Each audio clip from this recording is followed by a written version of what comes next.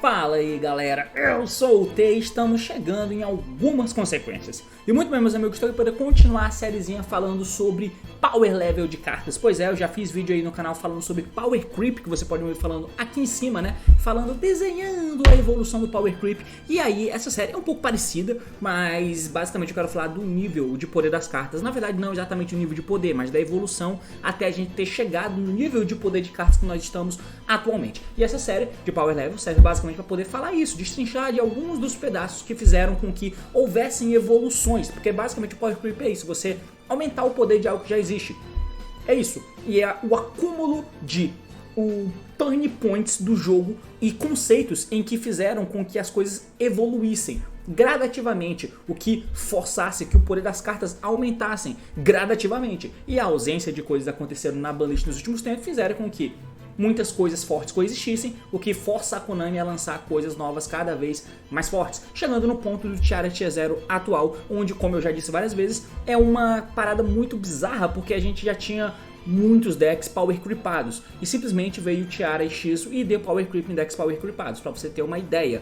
Qual o próximo ponto? Uma Power Creep no Tiara X Tier 0? Ou algo vai acontecer? Acontecendo uma banlist agora, qual é o novo deck meta? Vai ser um deck meta teoricamente mais forte do que os metas que tinham antes da X do Tiara e do Splat chegarem. O que continua sendo Power Creepado, entende? Então tudo isso é uma série de fatores. Além do fator Power Creep no geral, pela ausência de hits, como eu já falei no meu vídeo falando sobre Power Creep, a gente tem também o Power Level das cartas, que basicamente é o nível de poder aumentando, o que gera Power Creep no final das contas. Enfim, a gente já comentou sobre várias outras coisas, inclusive a playlist está aqui para você ver os episódios anteriores caso você ainda não tenha visto. Então a gente vai chegar em um ponto atual. Bom, se a gente vive num mundo onde, recapitulando, eu vou tentar dar um ritmo melhor para isso aqui, tá? Porque, de novo, eu não escrevo nada, eu só penso, cara, o que eu vou falar hoje? Tema. Beleza, ligo a câmera e gravo. Não que eu me orgulho de ser um vagabundo que não escreva nada, mas é que, de fato, eu ganho mais tempo fazendo assim, então desculpa se às vezes eu me repito em algumas coisas, mas eu espero que a ideia seja passada, espero que não fique inassistível pelo fato de algumas coisas ficarem amarradas nas minhas ideias, porque eu literalmente penso no que eu vou falar em seguida depois que eu comecei a falar, então é assim que a minha cabeça funciona. Mas voltando, se a gente já chegou num ponto onde, primeiro, a primeira questão era, você basicamente agora tem a tua engine que aponta para elas mesmas, é bem consistente no começo, isso faz com que você consiga fazer a jogada já no começo do jogo, isso impede que você precise usar traps para poder segurar o jogo, faz com que você chegue nas suas traps através da tua engine, que são os monstros de extra deck, e você corta o uso de traps ali a longo prazo. A partir daí você tem um próximo nível que é diminuir a tua engine, então você precisa de cada vez menos cartas para fazer cada vez mais, porque esse mais que você faz é interações que impedem o oponente de jogar. Então você consegue acessar a tua engine já no começo, fazer o que você precisa de cara, corta o uso de traps e o drive fica cada vez mais rápido, porque você precisa de cada vez mais de push para poder chegar nos monstros que fazem as interações, a tua engine fica cada vez menor, e como volta no ponto anterior, ela tem que diminuir e mesmo assim continuar consistente. Isso é feito de duas formas diferentes.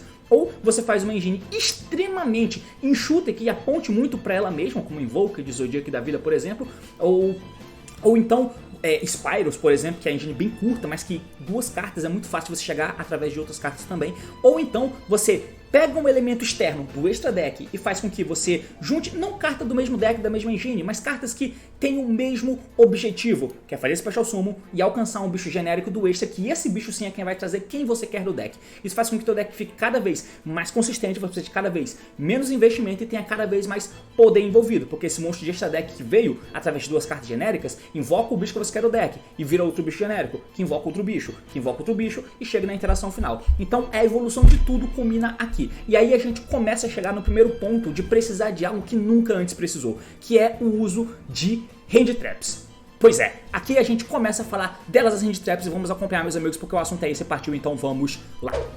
Muito bem, antes da gente poder falar das coisas do momento atual, eu quero dizer que se engana quem acha que hand trap é algo novo ou extremamente novo. Não é. Aqui embaixo eu separei algumas cartas que eu me lembro, tá? Então aqui embaixo são todos os de hand trap na época não contemporânea do jogo, digamos assim. Então você tem o uso de hand traps até o jogo ter começado a mudar de fato, como eu citei no formato do Dragon Ball. Pensando nisso, talvez o Flow em si tenha que estar aqui em cima e talvez a Lancia também. Mas enfim, essas cartas aqui são bem antigas, bem antigas. O Goi chegou a ser uma carta muito relevante em sua época, porque você basicamente tomava o dano, invocava ele da mão e ele criava um token do lado, e aí é um bicho grande no campo, oh meu Deus, faz diferença. Pois é, o Battle Fade, preciso dizer, o Trago Edge, pelo mesmo motivo que o Gorse, mas aí você tem cartas que são populares até hoje, como o Didi Crow, que é uma carta antiguíssima também, o Veiler, meu Deus, apareceu no anime do 5DS, então o Yusei usava essa porra aqui, o Maxi, preciso nem dizer, há tempos imemoriais aí presente, Psycho Reader, Draw e Maester, inclusive chegaram como exclusivo TCG por volta de 2011, 2012, se não me falha a memória.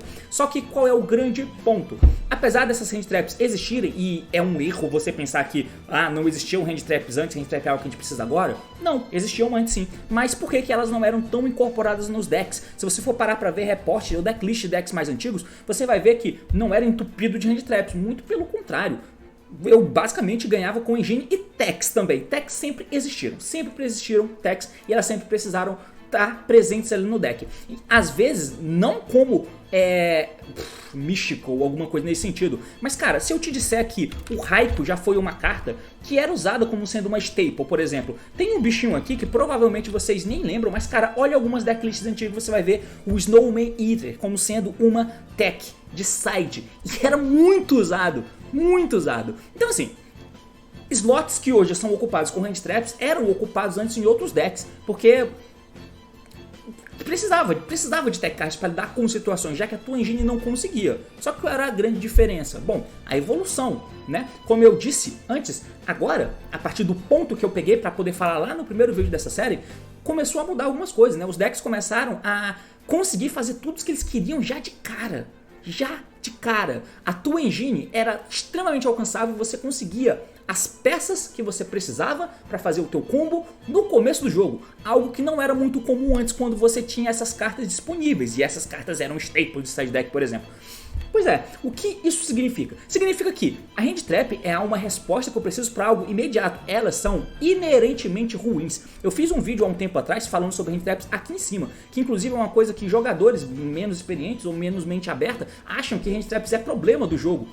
De fato, o uso dela talvez seja problemático, mas os motivos dela existirem, não. Na verdade, é muito bom que elas existam, elas não podem morrer, elas precisam continuar existindo. Mas por que antes elas não eram usadas? Ora, o cara não conseguia fazer o que ele queria já de cara, pelo menos não de maneira consistente. E de maneira consistente que eu quero dizer ele não fazia o que ele queria todo o jogo. Apesar do objetivo dele ser ganhar de mim, me impedindo de fazer jogadas que eu quero, ele não fazia isso todo o jogo e já no começo estourando as paradas. Tinha que ter troca de tiro e interações ali com outras cartas no meio do caminho.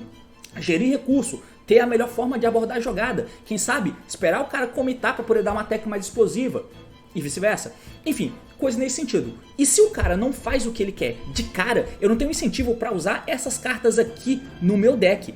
O deck não faz tudo o que ele quer de cara. Se ele não faz tudo o que ele quer de cara, ele não vai buscar uma quantidade absurda de cartas. Eu não preciso usar o Draw. O Draw não era usado no começo do Yu-Gi-Oh!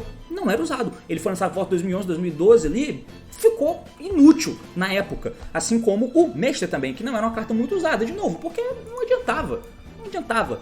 Quer dizer, não é que não adiantava, não precisava. Era muito melhor eu ver o que o cara fez e lidar com o que ele fez, porque eu tenho tempo pra poder fazer isso. Ele não vai estourar a minha cara e eu não vou ficar parado sem ver ele jogar. O nível de poder até aumentou, mesmo nessa época. Pra época teve vários impactos, inclusive eu fiz um podcast muito bom, uma série de podcasts que você pode ver aqui em cima, falando sobre os exclusivos TCG, que eu fiz com o tio e o Rodrigo Torres, ficou muito, muito legal. Dá uma olhada lá que você vai ver muito da evolução do jogo. Enfim, então era muito mais jogo eu esperar o cara fazer a parada que ele queria e tentar lidar com o que ele fizesse. Algumas vezes isso precisava de resposta, demandava resposta. O Infernity é um caso que demandava resposta. E aí você tinha que usar cartas como Crows para tirar os alvos ali do bicho que invocava do cemitério, do Necromancer, né? Você precisava de Veilers para impedir que o bichinho lá buscasse cartas, ou de Maxis para segurar ele em alguns pontos da história o Maxi era necessário. Alguns pontos, mas não sempre. Não sempre. O Maxi não era uma carta obrigatória nos decks. Só que aí a gente começa a entrar nas evoluções do jogo, que são os temas anteriores dessa série aqui, né? E quando as coisas começaram a evoluir, aí a gente começou a sentir a necessidade de uma coisa. Olha só, se o meu oponente joga e o jogo volta pra mim e eu consigo interagir com o que ele fez, eu consigo jogar pra cima do que ele fez, com o potencial de lidar com o que ele fez e preparar o meu setup para esperar a volta dele, e ele consegue fazer a mesma coisa, e de novo, torna-se um jogo que, tudo bem, tá tranquilo, eu tenho que lidar com o que ele fez, porque é extremamente plausível eu fazer isso. Agora, se o cara começa a fazer tudo o que ele quer no começo do jogo, o que ele faz é colocar monstros que interagem comigo, a engine dele está cada vez menor e extremamente consistente a ponto de ele nem precisar mais comprar engine para conseguir fazer o que ele quer, porque ele, através das cartas genéricas que ele compra, ele consegue só colocar na mesa, bater com a cabeça na mesa e os bichos caem lá e ele consegue invocar um Fire, consegue invocar um Querubim, consegue invocar algum nesse sentido e vai trazendo mais bichos que transformam na interação, me impedindo de jogar. Eu começo a chegar numa conclusão: eu não posso deixar o filho da puta jogar, e é daí que vem as novas Hand Traps. É claro que elas não foram lançadas todas de uma vez, né? Teve uma evolução aí, mas o uso de Hand Traps no jogo demanda disso, é pelo fato de cada vez mais as evoluções estarem convergindo, né? Não é como se cada evolução dessa que eu disse começasse a vir separada. Na verdade elas vieram meio que separadas, mas elas eram acumulativas. E tudo foi se acumulando, até chegar no ponto onde você teve as cartas do Link Vrens que eu falei no último vídeo, episódio 4 dessa série. Pois é, e aí começou a existir essa parada. Olha, eu não posso, o primeiro grande ponto foi, eu não posso deixar que o Spyro fique jogando, faça o que ele quiser. Se ele fizer isso, eu vou perder, mesmo que eu seja o Spyro. E aí, como você teve a evolução de diminuir e encurtar as engines e ao mesmo tempo fazer com que você precise cada vez de menos cartas, menos investimento para chegar na jogada que você quer, abre-se espaço muito grande. Não é que antes não existia espaço para tech, sempre existiu. O problema era que as engines não eram tão conectadas, tão alcançáveis e tão genéricas de eu conseguir fazer. Eu não conseguia fazer sempre o que eu quero. O Yu-Gi-Oh! Evoluir você consegue fazer sempre o que você quer. Seja com a tua engine altamente buscável, como o Spyro era, para colocar os bichos no campo e fazer full combo, seja com o Zu, que uma carta fazia tudo, ou seja como um Good Stuff Link com Five, que com o normal summon de um bicho Thunder como um Glow Up, conseguia fazer a jogada inteira extremamente opressiva com Extra Link. Independente da forma, você consegue ver que você não pode deixar o cara fazer o que ele quer. Fazer o que ele quer vai fazer você perder. Não é como se, o cara fez a jogada dele aqui de Insecto, preparou o setup. Cara, se eu não lidar com se eu não lidar direito com o que ele fez, vai virar uma bola de neve. Não. Ele fez, ele ganhou. É isso. Ele fez, ele ganhou. É muito difícil que você consiga com a tua engine chegar no contrário. E quebrar o campo passou a ser cada vez menos viável. Porque meio que você não ia conseguir. E aí que o uso de Hand Traps passa a ser obrigatório. O primeiro ponto foi no formato do Spyro, e eu esqueci de colocar ele aqui. Por que o formato do Spyro? Nas evoluções que eu falei aqui, e lembrando, galera, quando eu cito esses formatos antigos, eu não tô simplesmente querendo dizer aqui, porra, mano, o cara só quer falar de parada antiga. Não. É uma evolução, eu quero que você entenda de onde saiu pra onde chegou agora. E aí eu uso essas paradas mais antigas porque foi ali que começou. Então, por exemplo, o primeiro respiro, na verdade, que eu lembro aqui, além dos Infernities que eu citei aqui anteriormente, mas eles não eram consistentes o suficiente porque, apesar de eles estarem no meio da evolução, eles ainda não eram completos. Então o que ele fazia era assustador pra época, mas ele fazia menos do que a gente tem na atualidade. Ele fazia nada comparado com o que tem na atualidade. Não era confiável. Depois que chegou o BA, Necroz, esse tipo de deck, ficou inviável jogar de Infernity. Ele sofreu hits também, né? Mas enfim. Mas o primeiro deck que eu me lembro nesse sentido era, por exemplo, no formato do BA, do Shadow, do Monarca, blá blá blá, não tinha necessidade, tanto assim, do uso de Hand Traps. Talvez você pudesse usar, mas o contexto é uma estratégia de deck build que eu tenho pra não tomar trichula, quem sabe, ou pra tentar interagir com cartas que o Necroz não tem out, porque geralmente vai colocar Mystical no deck pra lidar com Floodgate, que é o que o formato inteiro usa. Eu vou usar cartas como Veilers, como Maxi, como o Draws, esse tipo de carta, para que o meu counter para ele não esteja no campo, que é o counter que ele usa para mim. Então é uma estratégia que você adota ali, não era uma obrigatoriedade, certo? No Monarca tinha um pouco disso, por quê? Lembrando, além dessas Hand Traps aqui, começaram a vir Hand Traps posteriores, né? A primeira foi o Ogre, depois o Gamma, depois a Reaper, depois o Ash, mais impactante de 2017. Aqui o Maxi já tava, se eu não estiver enganado, ou tava, enfim. E aí teve Belly, Impermanence, Thanos, Nibiru, a menininha aqui, essa menininha aqui, Collector, enfim. Talvez não esteja exatamente na ordem, mas é mais ou menos por aqui, tá? Então, isso aqui foi lançado no meio de 2016. Isso aqui foi lançado em maio de 2017, pelo que eu lembro da minha cabeça. Isso aqui é o formato de 2016. depois da banda de emergência do Pepe. E o Monarca, ele tinha uma parada muito zoada, né, que ele colocava Floodgate. Simplesmente com a engine dele, ele colocava a Floodgate. E o que interagia com o componente era a Floodgate. E era bem alcançável se você atingisse a parada, só que ele era inconsistente em comparado com o que era consistentemente aceitável para um deck. Tanto que, apesar de ele ser muito popular e topar bastante, ele ganhava muito pouco. Os torneios de YCS, por exemplo. Mas era um deck muito real e você podia se fuder. E como você se fudia? Simplesmente com ele jogando. Porque ele ia conseguir fazer uma Floodgate e a engine dele toda ia gerar. E se você tivesse com um deck que não tomasse Floodgate, que era o Domain, como o Cosmo, por exemplo, você tomava porque o deck começava a rodar bastante e a interação dele era boa contra o teu deck e a interação do teu deck não era tão boa contra a dele. Então tinha essas paradas. E aí que, por exemplo, Veilers e Ogres passaram a ser usados ali naquele formato.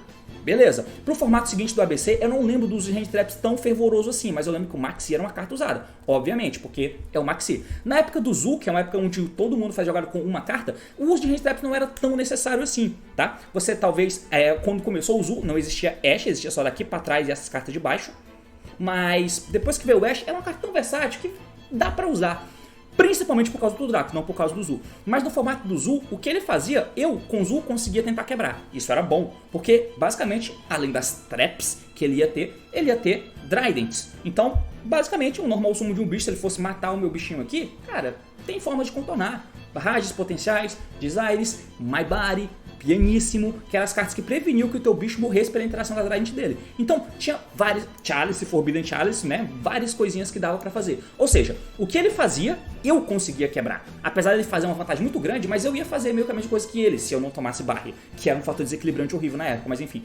Mas basicamente eu conseguia quebrar, então o uso de hand traps não era necessário. E lembrando que existia só até aqui. No formato do Spyro, que foi naquele mesmo ano depois, aí a gente começa a ver uma parada diferente, porque o Spyro era extremamente opressivo com todo mundo na mesa que ele fazia. Você via na mesa o que ele fez. Se ele jogasse, basicamente ele era um deck mais forte naquele momento do que todos os outros. Mesmo depois da bandeja de emergência, olha, algo tem que acontecer aqui.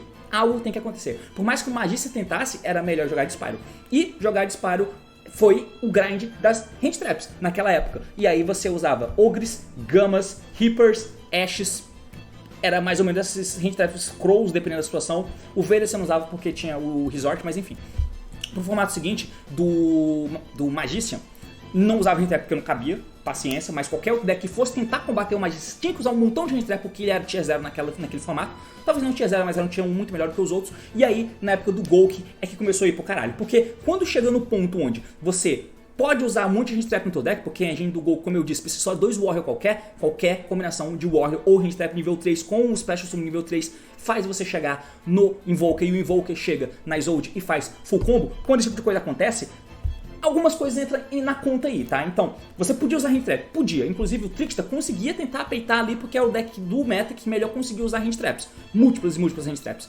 E dar o draw com Reincarnation, que era o seu FTK jogando contra literalmente qualquer deck. Mas enfim, chegou um ponto, olha só isso, chegou um ponto onde, depois do lançamento da Summon Sorcery do Linkuriboh, fez com que mesmo o Golk, que era um deck que tinha um espaço para muita tech, não dava. Porque uma hand trap sozinha não dava conta. Porque você tinha tantos pushes, e o que significa push? É passar por cima da interação que você me deu. Eu tenho resiliência no meu deck, então se eu fiz uma parada e você tentou me interromper com hand trap, porque de novo, se você não usa hand trap você vai perder, então se eu fiz a jogada e você deu uma hand trap em mim, eu tenho força para fazer uma outra jogada. E aí o cara pode dar uma segunda hand trap, mas existia a Summon Sorcery. E com a Summon Sorcery no jogo, fazia com que mesmo assim eu conseguisse fazer minha jogada. Podia não ser o Master Link, mas eu conseguia fazer Gamblar. E o Gamblar simplesmente fazia com que eu pudesse descartar cartas da tua mão. Eu podia descartar 2 no meu turno, 2 no teu. E se você me deu 2 hand trap para fazer o meu turno parar, e eu consegui descartar 2 cartas tuas no meu turno e 2 cartas tuas no teu turno, você tá sem mão. Ou seja, não vale a pena usar hand trap. Chegamos em um ponto semelhante a esse, em que, em um meta de decks de combo, com todas as evoluções anteriormente citadas, não valia a pena usar hand traps, você ia entregar na mão de Deus. Isso aconteceu algumas vezes, tá? Mas esse é o ponto que eu lembro que foi o ápice do que aconteceu. Não aconteceu no Brasil porque não existia Summon Sorcery, mas lá fora aconteceu. E esse foi o ápice que eu me lembro até então que a gente tinha vivido, que era no meio de 2018. Enfim, posteriormente chegou lá o meta do Dark World FTK, né, no final do ano na verdade, que apesar de existir o Dark World FTK, o Skystrike é um deck muito presente ainda e dava conta, ou seja, dava, apesar de ser ruim, mas de novo, se você não usasse, você ia perder. E o uso do Link, das cartas do Link Brain Spec possibilitou aquela coisa que eu falei anteriormente, né? De simplesmente, os Danger também facilitaram muito isso, simplesmente que tudo é extremamente alcançável, tudo é extremamente genérico. E aí eu uso uma cartinha que dá dano e eu tenho um Firewall que faz o loop. Pronto, eu só preciso disso pra te dar um FTK. E se você não me der interação, eu tenho uma surpresa pra você. Você vai perder. E é a partir daí que começa, né, depois de todas essas evoluções, o uso disso. Não é que quem usa deck de hand trap gosta de usar hand trap no deck. Na verdade, você é obrigado. Tem gente que não consegue enxergar isso e acha isso até uma coisa ruim. Mas eu vou te falar, é consequência do design de cartas que a gente tem hoje. É consequência do power level de cartas e do power creep que o jogo vem sofrendo no decorrer do tempo. Você precisa de hand traps para conseguir alguma coisa. E, além de tudo, o fato de o jogo ter encaminhado para como se encaminhou, principalmente nessa época do Link Vrains, que é um turn point do caralho no jogo do Yu-Gi-Oh! De modo geral, fez com que, olha só, traps passaram a evoluir a ponto de não adianta mais a trap estar setada para ativar, ela tem que ter algo a mais. Duas coisas aconteceram, ou ela vem da mão para ela ser relevante, como a Impermanence, ou ela tem efeito no cemitério. Então, com o passar do jogo, traps evoluíram para não ser algo que eu seto e ativo. Não, eu jogo no cemitério porque ela tem efeito de se banir e busca uma carta, ou faz alguma coisa, eu invoco o bicho do cemitério. O Spyro fazia isso, tem vários decks que você dá Fleet Goose numa trap para poder ela dar efeito. Você não usa como trap, você usa como carta de jogada, pedaço de combo. Setar não é mais viável, somente isso. Ela precisa ter efeito extras de alguma forma. Outra coisa, interação com Special Summons. Então o Thanos é uma carta que foi muito relevante na época, 2019, desde que ela foi lançada. Que era o meta do Sky, do Slime Witch, que era um bom meta inclusive. Mas olha só, o fato de toda essa evolução ter chegado num ponto específico faz com que cartas que você tinha até então não fossem suficientes, tá? E aí é que entra o Nibiru, que é uma puta carta forte, tá? Eu considero o Nibiru uma carta ok que exista no jogo. Eu já fui contra, mas eu acho que é uma carta que ok. E aí você começa a ver uma série de amontoados, porque o Nibiru, eu acho que no final das contas ela é uma carta errada, que não deveria existir. Mas ela deve existir por causa do contexto do jogo. Contexto da época. 2018, 2019 na verdade. Mega Team 2019. O Nibiru veio como exclusivo TCG. O jogo daquilo TCG era diferente do OCG. E aí um deck que estava se tornando uma praga na época era o Thunder Crusadia, Danger, era esse deck. E Thunder Crusadia, tinha Danger? Não tinha Danger. Tinha Danger? Tinha Danger sim, Danger era do formato anterior. Enfim, Thunder Crusadia, e tinha Dangers ali também. Era um deck muito zoado, com uma resiliência muito boa para as hand traps que existiam até então. Apesar de ser totalmente possível de ganhar com Salami Grit, Sky e Orkush, que eram principais decks da época também. Mas enfim, o Nibiru é uma carta que faz com que, olha só, essas cartas aqui não são mais suficientes, entende? Como eu falei na época do Gol, que é um sintoma que veio a se tornar presente em vários outros formatos, que é: uma carta não vai adiantar, porque o deck tem resiliência, tem cartas no extra que o cara... Se a carta ficou no campo, olha, vai virar alguma coisa que vai chamar outro bicho que vai virar problema e que vai fazer o que ele quer lá no começo, porque o deck tem resiliência. Quando você tem a necessidade de usar hand traps para parar o turno do cara, os decks passaram a ter necessidade de passar por cima de uma hand trap que o deck te dá. Então, se eu dou uma hand trap e parava o cara, qual a próxima evolução? Não parar com uma hand trap. E se o meu deck para com uma hand trap, qual é a evolução? Não parar com... Se o deck parava com duas hand traps, qual é a evolução? Não parar com duas hand traps. E quanto mais monstros você tem para fazer do extra que invoquem bichos, menor a chance de você brincar com duas interações. E quando você precisa de 3 interações para poder fazer alguma coisa, fica difícil. Vale a pena não usar hand trap. Foi o que aconteceu na época do Golk. E isso é um problema. E aí você passa a ter... E meio que não importa a hand trap que você tivesse, a menos que fosse um draw, por exemplo, mas enfim.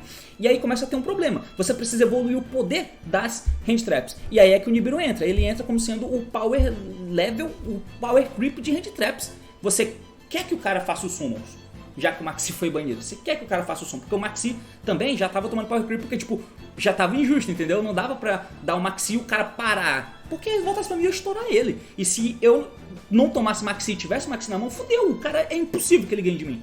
E o Nibiru começou a vir com isso, cara. Deixa ele fazer os summons, eu dou o Nibiru. O que ele vai fazer depois disso? Provavelmente ele não vai ter mais volume pra conseguir fazer alguma coisa depois.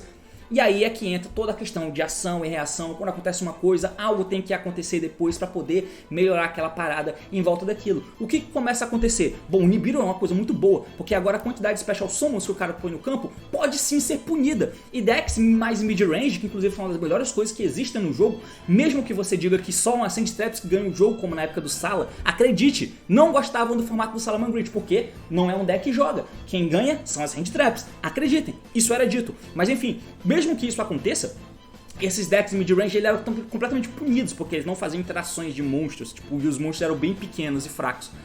mas o Nibiru comia eles. Tudo bem, mas aí é um preço ok a se pagar na época.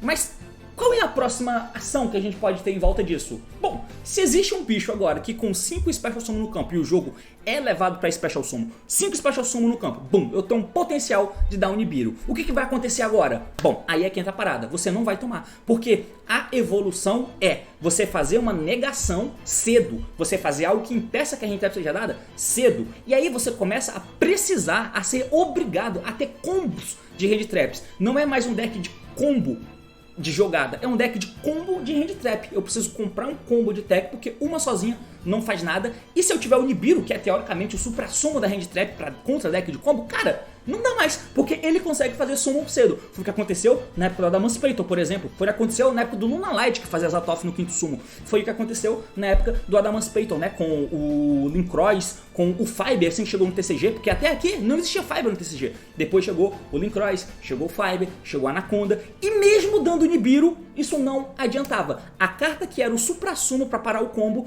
não funcionava mais, sozinha. Ela precisa de uma outra carta, então você precisa de combo de Hand-Traps. E com a existência dos links, e não só dos links, com a existência dos links fazendo Special Summon, como eu disse no vídeo do Link Brains, faz com que todo monstro no campo é ameaçador. Porque se você der um Veiler no efeito de um bicho, ele pode virar outro. E ele vai virar a Anaconda, que vira o Dragoon, ou que vira o DPE posteriormente. E o Nibiru sozinho não adianta, porque eu faço o Orange cedo porque existe o Linkroys. Ou eu tô na iminência de fazer o Orange ou a Apollousa. Mas olha, eu não gastei o que eu tenho ainda, tá? Eu tô te forçando a fazer aqui. Você vai dar o Nibiru? Então dá. Mas eu tenho o volume e eu vou ganhar de você mesmo assim.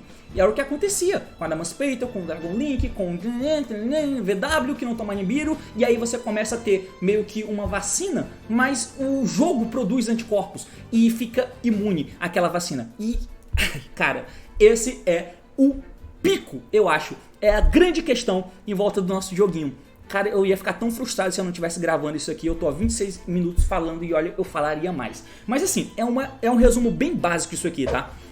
Esse aqui é um resumo bem básico até aqui. Eu acho que ainda tem coisas pra falar. Provavelmente eu devo fazer mais 1 ou 2 vídeos ainda pra completar essa parada do Power Level, pra você ver toda a jornada do que aconteceu, o que foi evoluindo e acumulando o que foi feito anteriormente e as consequências disso pro jogo. Então, de novo, Hand-Traps são as paradas que passaram a ser usadas porque você percebeu que você ia perder se você deixasse o cara jogar do jeito que ele quisesse. Não tem nenhuma forma de interagir com ele antes disso. A forma que o meu deck interage é com o meu extra deck. Pra eu conseguir fazer o meu extra deck, eu tenho que jogar. Só que se o cara acessa o extra deck dele e põe o que ele quer na mesa, eu não vou ter a chance de jogar. Você pode até ter a ilusão de tentar, mas você geralmente não vai conseguir. Inclusive, quando você consegue é quando o formato é bom. Quando você consegue jogar, pelo menos, você consegue fazer alguma coisa.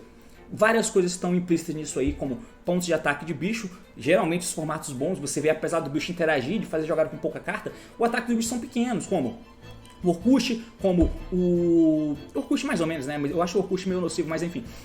Apesar de ter sido um meta bom, o Sky Striker, o Salamangreat, o Zodiac, o Necroid não tanto, né, mas enfim. Teve uns outros formatos bons que vieram depois desse, não tô dizendo que o Yu-Gi-Oh! É um lixo e que é impossível jogar. Não, óbvio que não. Mas esses aqui são fatores que fizeram o jogo ir pro caralho, né? Então, pois é. Isso faz com que existam tantas coisas, decks potenciais de jogadas automáticas. Apesar de ter muitas camadas complexas que eu ainda gosto do Yu-Gi-Oh! Obviamente, todos nós gostamos, por isso estamos aqui. Mas enfim, aqui é só pra falar de mais um pedaço da evolução. Eu acho que eu já enrolei muito e eu disse que eu ia tentar ser mais conciso, mas eu não consigo. Mas é basicamente isso. Valeu, falou e até mais.